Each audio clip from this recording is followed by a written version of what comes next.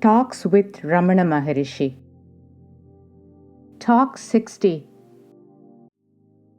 Maharshi. The silence of solitude is forced. Restrained speech in society amounts to silence, for the man then controls his speech. The speaker must come forth before he speaks. If engaged otherwise, speech is restrained. Introverted mind is otherwise active and is not anxious to speak.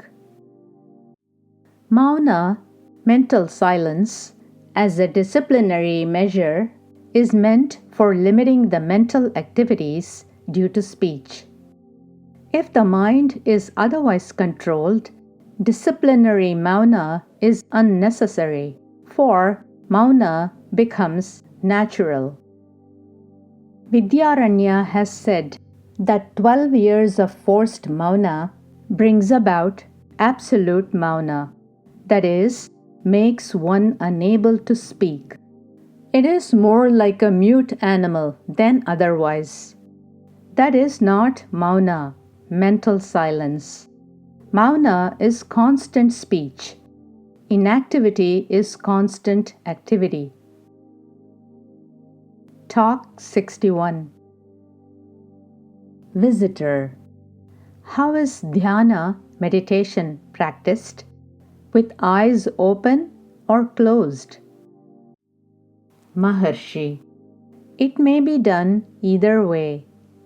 The point is that the mind must be introverted and kept active in its pursuit.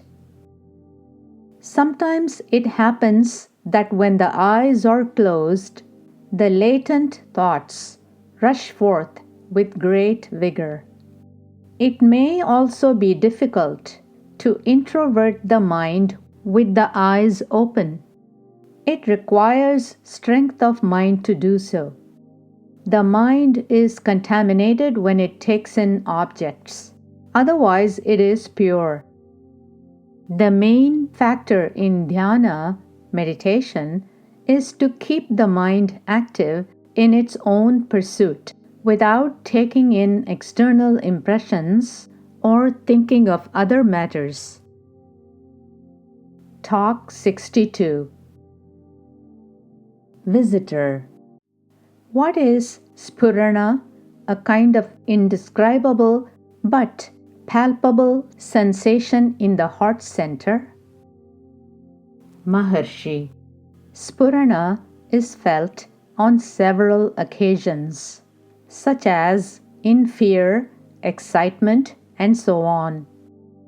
Although it exists always and all over, yet it is felt at a particular center and on particular occasions.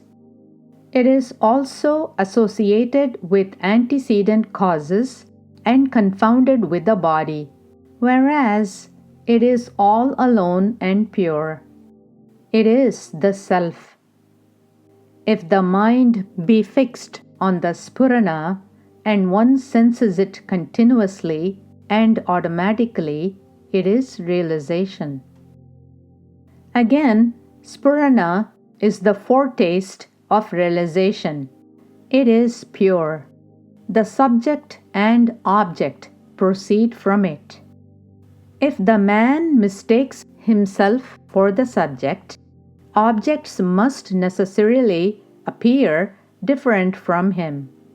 They are periodically withdrawn and projected, creating the world and the subject's enjoyment of the same. If, on the other hand, the man feels himself to be the screen on which the subject and object are projected, there can be no confusion, and he can remain watching their appearance and disappearance without any perturbation to the self.